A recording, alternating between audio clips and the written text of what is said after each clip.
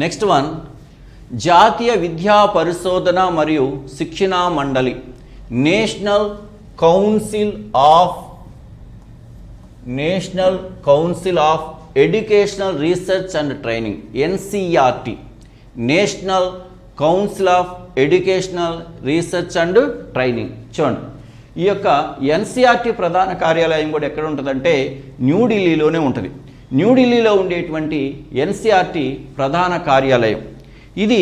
ముఖ్యంగా ఇక్కడ మనం గమనిస్తే ఎన్సిఆర్టి అనేది జాతీయ స్థాయిలో, ఎన్సిఆర్టి అనేది జాతీయ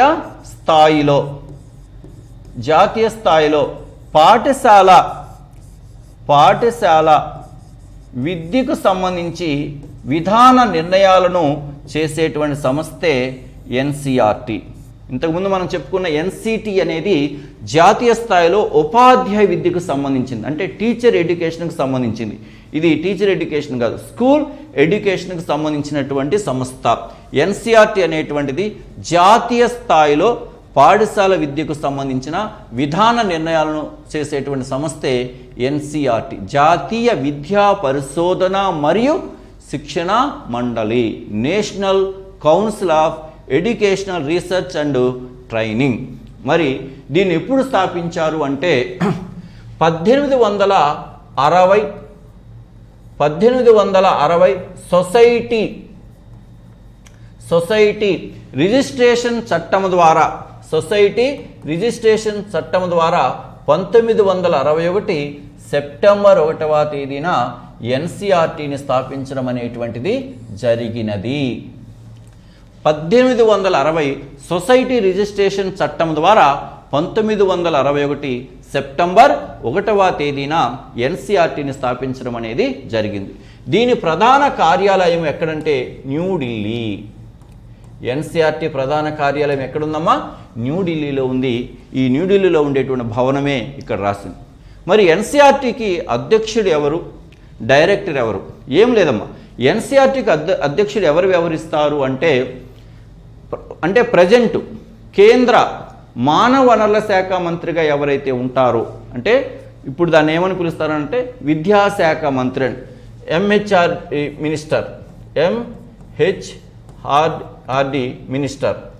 ఎవరైతే కేంద్ర విద్యాశాఖ లేదా కేంద్ర మానవ వనరుల శాఖ మంత్రిగా ఉంటారో వారే ఎన్సిఆర్టికి అధ్యక్షుడిగా వ్యవహరిస్తారు. ప్రజెంట్ ఎవరున్నారంటే మిస్టర్ ధర్మేంద్ర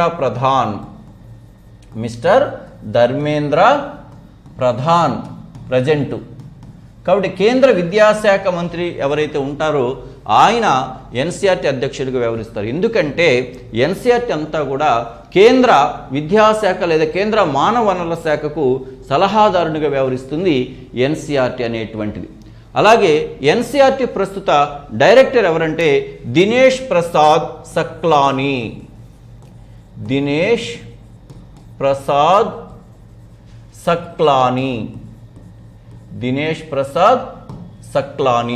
ఎన్సిఆర్టి ప్రస్తుత డైరెక్టర్ ఎవరంటే దినేష్ ప్రసాద్ సక్లాని. ఇవి కూడా ఇంతకుముందు ఎన్సిఆర్టి చైర్మన్ లాగానే ఇవి కూడా మనం ఏంటంటే ఎగ్జామ్కి వెళ్ళే ముందు ఒకసారి మనం క్రాస్ చెక్ చేసుకోవాలి.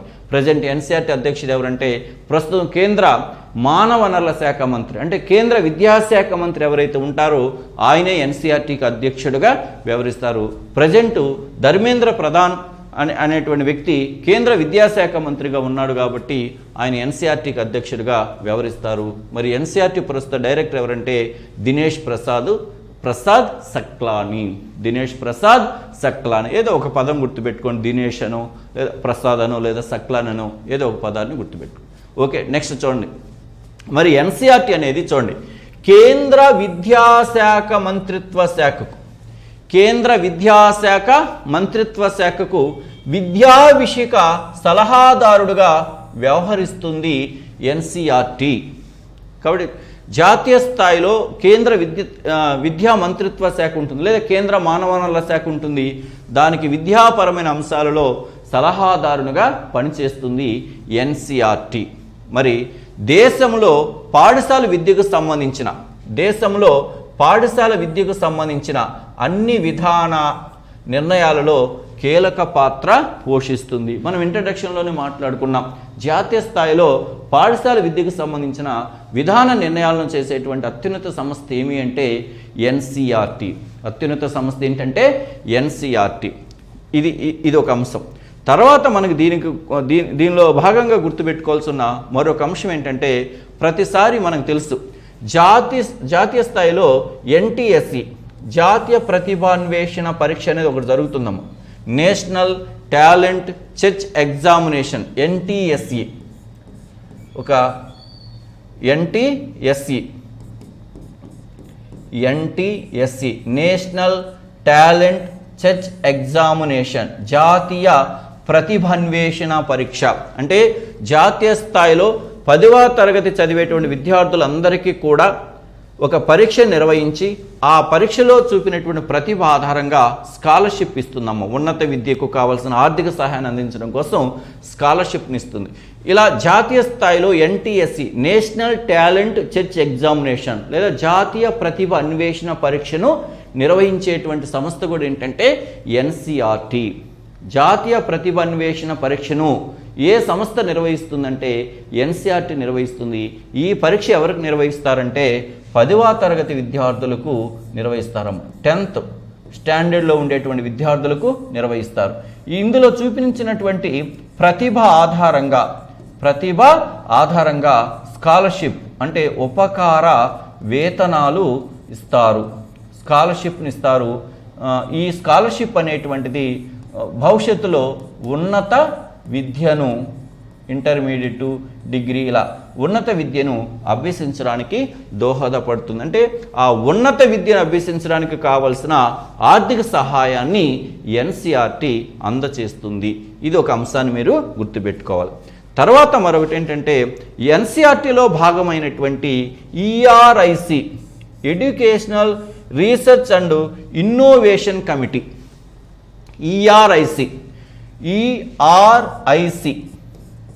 ఈఆర్ఐసి అనేది ఎన్సీఆర్టీలో ఒక భాగం.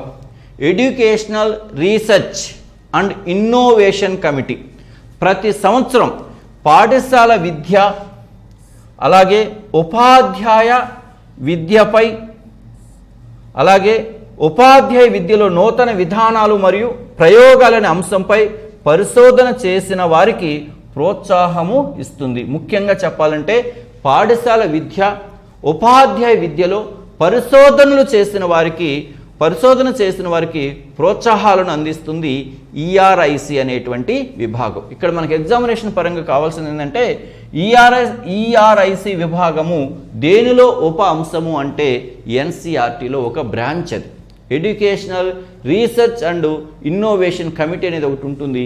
ఎవరైతే ప్రతి సంవత్సరము పాఠశాల విద్యకు సంబంధించి కానీ ఉపాధ్యాయ విద్యకు సంబంధించి కానీ నూతన పరిశోధనలు కానీ చేసినట్లయితే వారిని ప్రోత్సహించడం కొరకు వారికి రకరకాల సహాయాలను అందచేస్తుంది.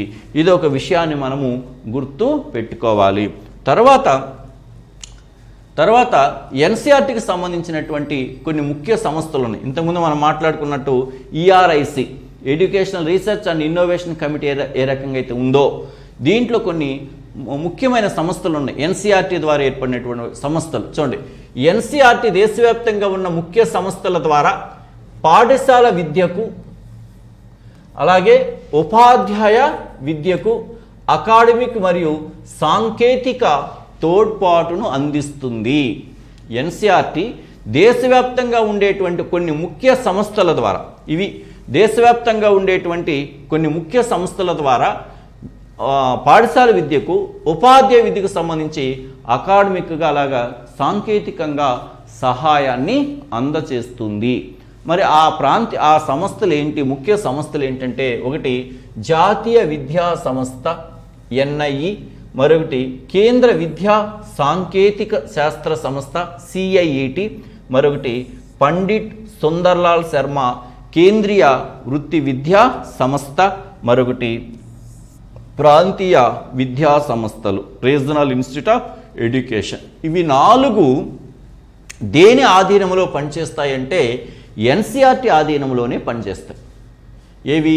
జాతీయ విద్యా సంస్థ కానీ, కేంద్రీయ విద్యా సాంకేతిక శాస్త్ర సంస్థ సిఐటి కానీ, పండిట్ సుందర్లాల్ శర్మ కేంద్రీయ వృత్తి విద్యా సంస్థ కానీ, అలాగే ప్రాంతీయ విద్యా సంస్థలు RI regional institutes of education, ఇవి 4 కూడా NCERT ఆధీనంలో పనిచేస్తుంది.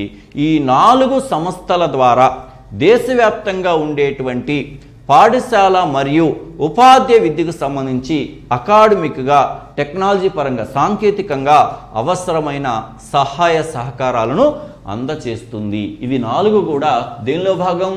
NCERTలోని భాగం.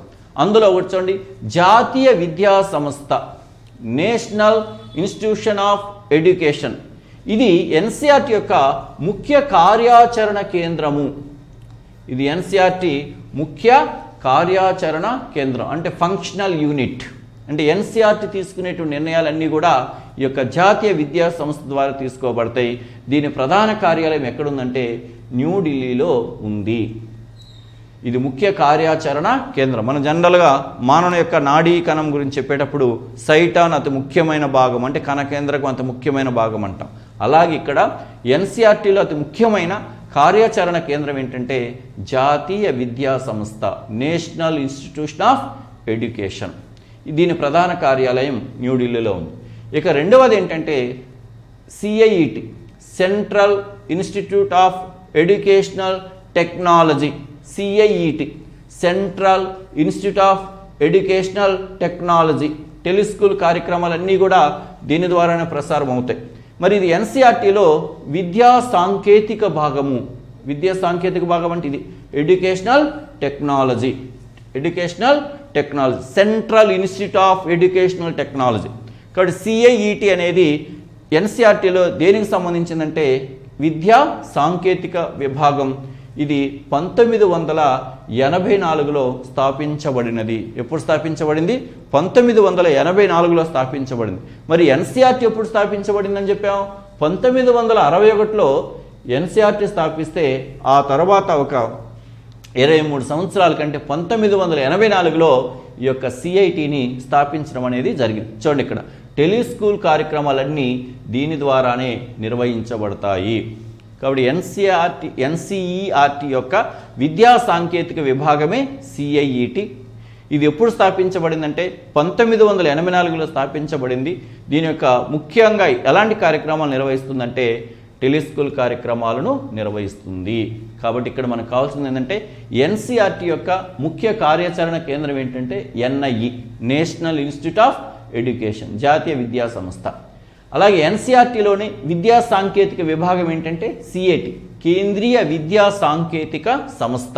ఇది ఎప్పుడు స్థాపించబడిందంటే 1984లో స్థాపించబడింది. టెలిస్కూల్ కార్యక్రమాలు అనేవి నిర్వహించబడినవి. నెక్స్ట్ 3 చూడండి, పండిట్ సుందర్లాల్ శర్మ కేంద్రీయ వృత్తి విద్యా సంస్థ.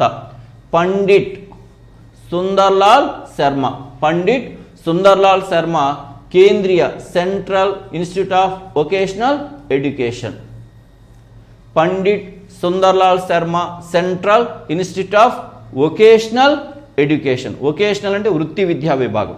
కాబట్టి ఈ యొక్క పండిట్ సుందర్లాల్ శర్మ కేంద్రీయ వృత్తి విద్యా సంస్థ అనేది ఇది వృత్తి విద్యా విభాగానికి సంబంధించింది, అంటే వృత్తి విద్యకు సంబంధించినదే PSSCIVE. Pandit Sunderlal Sharma central institute of vocational education.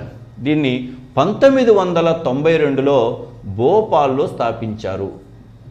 ప్రీవియస్గా ఇది అడిగారమ్మ. పండిట్ సుందర్లాల్ శర్మ కేంద్రీయ వృత్తి విద్యా సంస్థ ఎక్కడ స్థాపించబడినదంటే భోపాల్లో దీన్ని స్థాపించారు. ఇప్పుడు 1992లో భోపాల్లో స్థాపించడం జరిగింది.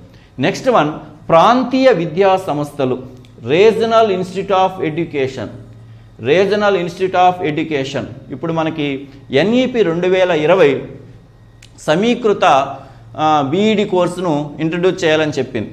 ఇంటిగ్రేటెడ్ ఎడ్యుకేషన్ అంటే డిగ్రీతో పాటే BEd కోర్సులు అభ్యసించడం. ఇప్పుడు కాదు, ఇప్పుడు NEP 2020 చూపించింది, కానీ ఎప్పట్లో 1995లోనే ఆ కోర్సును ప్రవేశపెట్టడం జరిగింది. ప్రాంతీయ విద్యా సంస్థలు, రీజనల్ ఇన్స్టిట్యూట్స్ ఆఫ్ ఎడ్యుకేషన్, ఇవి మాధ్యమిక విద్యకు సంబంధించినవి, అంటే సెకండరీ విద్యకు సంబంధించినవి. BEd ఇవి 3వ ప్రణాళిక కాలంలో స్థాపించబడినవి. స్థాపించబడి 1995లో ప్రాంతీయ విద్యా సంస్థలుగా మార్చబడినవి. కాబట్టి ఈ ప్రాంతీయ విద్యా సంస్థలు అనేవి మూడవ ప్రణాళిక కాలంలో స్థాపించబడ్డాయి. అంటే 1963 ఆగస్టు 17న స్థాపించబడ్డాయి. అయితే ఇవి 1995లో ప్రాంతీయ విద్యా సంస్థలుగా పేరు మార్చబడినవి. అంటే ఇక్కడ ఈ ఆర్ఐలు ఏవైతే ఉన్నాయో, ఫర్ ఎగ్జాంపుల్ మనకు తెలిసి మైసూర్లో ఒక ఆర్ఐ అనేది ఉంది, రీజనల్ ఇన్స్టిట్యూట్ ఆఫ్ ఎడ్యుకేషన్. ఈ ఆర్ఐలు ఏం చేస్తారంటే ఇంటిగ్రేటెడ్ బీఈడి కోర్సులు, అంటే ఇంటిగ్రేటెడ్ బీఈడి కోర్సులు అంటే డిగ్రీతో పాటు కలిపే బీఈడిని అందించడం అనేటువంటిది ఇక్కడ జరుగుతుంది. ఇలా ఈ 4 సంస్థల ద్వారా ఈ యొక్క ఎన్సీఆర్టీ తన యొక్క విధులను దేశవ్యాప్తంగా నిర్వహిస్తుంది. మరి ఇక్కడ మన భారతదేశంలో ఈ యొక్క ప్రాంతీయ విద్యా సంస్థలు ఎక్కడ ఉన్నాయి అనేటువంటిది వాటి యొక్క జాబితాను మనం ఒక్కసారి పరిశీలన చేద్దాం. ప్రాంతీయ విద్యా సంస్థలు గల ప్రాంతాలు 5. ఎన్సీఆర్టీ యొక్క ప్రాంతీయ కార్యాలయాలు కాదు, ప్రాంతీయ విద్యా సంస్థలు. ఎన్సీఆర్టీ ప్రాంతీయ కార్యాలయాలు అంటే అవి నాలుగే కానీ ఇవి ప్రాంతీయ విద్యా సంస్థలు వేరు, ప్రాంతీయ కార్యాలయాలు వేరు. ఎన్సీఆర్టీ ప్రాంతీయ కార్యాలయాలు అన్నప్పుడు 4 మనం చెప్తాం. జైపూర్, భువనేశ్వర్, భోపాల్, బెంగళూరు, ఇవి 4 చెప్తాం. అవి ఎన్సీఆర్టీ ప్రాంతీయ కార్యాలయాలు. ఉత్తర భారతదేశంలో ఒకటి, దక్షిణ భారతదేశంలో ఒకటి, తూర్పు భారతదేశంలో ఒకటి, పశ్చిమ భారతదేశంలో ఒకటి, 4 ఉంటాయి. జైపూర్, భువనేశ్వర్, భోపాల్, బెంగళూరు. కానీ ఇవి ఆర్ఐలం, ప్రాంతీయ విద్యా సంస్థలు ఎన్నంటే 5. ప్రాంతీయ విద్యా సంస్థలు ఎన్నంటే 5. చూడండి ఇక్కడ ఆజ్మీర్, భువనేశ్వర్, షిల్లాంగ్, మైసూర్, భోపాల్. ఈ భోపాల్లోనే ఎన్సీఆర్టీ ప్రాంతీయ కార్యాలయం కూడా ఉంది. భువనేశ్వర్లో ఎన్సీఆర్టీ ప్రాంతీయ కార్యాలయం కూడా ఉంది. మిగతా 3 లేవు ప్రాంతీయ అదొకటి గుర్తుపెట్టుకోండి. భువనేశ్వర్లో ప్రాంతీయ విద్యా సంస్థతో పాటు ప్రాంతీయ కార్యాలయం కూడా ఉంది. తూర్పు భారతదేశ ప్రాంతీయ కార్యాలయం ఉంది. అలాగే భోపాల్లో కూడా ఉంది. మిగతావేంటి? ఆజ్మీర్, షిల్లాంగ్, మైసూర్. ఇక్కడ ఆజ్మీర్, షిల్లాంగ్, మైసూర్, భువనేశ్వర్, భోపాల్, ఈ 5 నగరాలలో రీజనల్ ఇన్స్టిట్యూట్ ఆఫ్ ఎడ్యుకేషన్ యొక్క ప్రాంతీయ విద్యా సంస్థలు అనేటువంటివి ఉన్నాయి. ఇగోండి, ఆజ్మీర్ ఉత్తర ప్రాంతము, మైసూర్ దక్షిణ ప్రాంతము, భోపాల్ పశ్చిమ ప్రాంతము, భువనేశ్వర్ తూర్పు ప్రాంతము, షిల్లాంగ్ ఈశాన్య ప్రాంతము. ఇలా 5 ప్రాంతాలలో 5 ప్రాంతీయ విద్యా సంస్థలు అనేటువంటివి ఉన్నాయి. ఆజ్మీర్, మైసూర్, భోపాల్, భువనేశ్వర్, షిల్లాంగ్. ఉత్తర ప్రాంతంలో ఉన్న ప్రాంతీయ విద్యా సంస్థే ఆజ్మీర్, దక్షిణ ప్రాంతంలో ఉన్న ప్రాంతీయ విద్యా సంస్థే మైసూర్, పశ్చిమ ప్రాంతంలో ఉన్న ప్రాంతీయ విద్యా సంస్థే భోపాల్, తూర్పు ప్రాంతంలో ఉన్న ప్రాంతీయ విద్యా సంస్థే భువనేశ్వర్, ఈశాన్య ప్రాంతంలో ఉన్న ప్రాంతీయ విద్యా సంస్థే షిల్లాంగ్. ఇలా దీని మీద కూడా ప్రశ్న ఎలా ఇస్తాడంటే, ఎన్సీఆర్టీకి సంబంధించిన ప్రాంతీయ విద్యా సంస్థ లేని ప్రాంతము లేదా లేని నగరం అని చెప్పేసి ఇస్తాడు. ఈ 5 పదాలు మనకి గుర్తు ఉండాలి. ఆజ్మీర్, మైసూర్, భోపాల్, భువనేశ్వర్, షిల్లాంగ్. ఇక్కడ కూడా వీటి పరిధిలోనికి వచ్చి ఏ విధంగా అయితే ఎన్సీఆర్టీ ప్రాంతీయ కార్యాలయం పరిధిలోకి, ఇప్పుడు ఎన్సీఆర్టీ దక్షిణ భారతదేశ కార్యాలయం ఎక్కడుంది? బెంగళూరు ఉంది. దాని పరిధిలోకి ఏమొస్తాయి? 5 రాష్ట్రాలు, 3 కేంద్రపాలిత ప్రాంతాలు వస్తాయని చెప్పేసి చెప్పుకున్నాం. అలాగే ఇక్కడ కూడా ఉత్తర ప్రాంతం ఆజ్మీర్కి సంబంధించి హర్యానా, హిమాచల్ ప్రదేశ్, పంజాబ్, రాజస్థాన్, ఉత్తరాఖండ్, ఉత్తరప్రదేశ్, ఢిల్లీ, చండీగఢ్, జమ్మూ అండ్ కాశ్మీర్, లడఖ్, ఈ ప్రాంతాలన్నీ ఆజ్మీర్ ప్రాంతీయ విద్యా సంస్థ పరిధిలోనికి వస్తాయి. ఉత్తర ప్రాంతంలో ఉండే రాష్ట్రాలు, కేంద్రపాలిత ప్రాంతాలు ఏవైతే ఉన్నాయో అవి. జస్ట్ ఒకసారి మీరు మ్యాప్ పాయింట్ని కానీ అవగాహన చేసుకుంటే ఇవి ఈజీగా వచ్చేస్తాయమ్మ.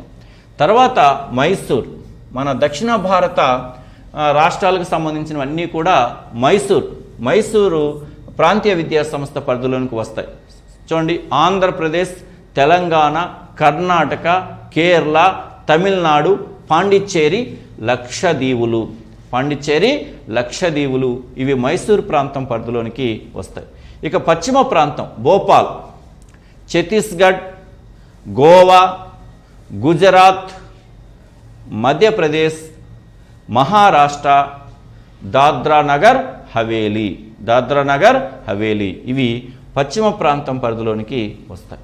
ఇక తర్వాత తూర్పు ప్రాంతంలో ఉండే భువనేశ్వర్ పరిధిలోనికి ఏమొస్తాయి? ఒడిశా, పశ్చిమ బెంగాల్, బీహార్, జార్ఖండ్. మీరు ఒక్కసారి కానీ మ్యాప్ను కానీ పరిశీలన చేస్తే ఇవన్నీ కూడా ఒకదాని పక్కన ఒకటి ఉంటాయి. ఒడిశా, పశ్చిమ బెంగాల్, బీహార్, జార్ఖండ్. అలాగే షిల్లాంగ్ ఈశాన్య ప్రాంతం. ఇవన్నీ కూడా ఈశాన్య రాష్ట్రాలు ఏవైతే ఉన్నాయో అవన్నీ కూడా షిల్లాంగ్ ప్రాంతం పరిధిలోనికి వస్తాయి. అస్సాం, అరుణాచల్ ప్రదేశ్, మణిపూర్, మేఘాలయ, మిజోరాం, నాగాలాండ్, సిక్కిం, త్రిపుర. అంటే ఈశాన్య రాష్ట్రాలన్నిటికీ ప్రాంతీయ విద్యా కేంద్రం ఏంటంటే షిల్లాంగ్, ఆర్ఐ. అంటే ఇక్కడ అంతా కూడా ఈ 5 ప్రాంతీయ విద్యా సంస్థలలో ఎలాంటి బీఈడి కోర్సును అందిస్తారు? Degree plus BEd. దీన్నే ఇంటిగ్రేటెడ్ బీఈడి లేదా సమీకృత బీఈడి అని చెప్పేసి పిలుస్తారు. ఆ కోర్సుల్ని ఈ యొక్క ప్రాంతీయ విద్యా సంస్థలలో అందించడం అనేటువంటిది జరుగుతుంది. ఇది ఎన్సీఆర్టీకి సంబంధించినటువంటి అంశం.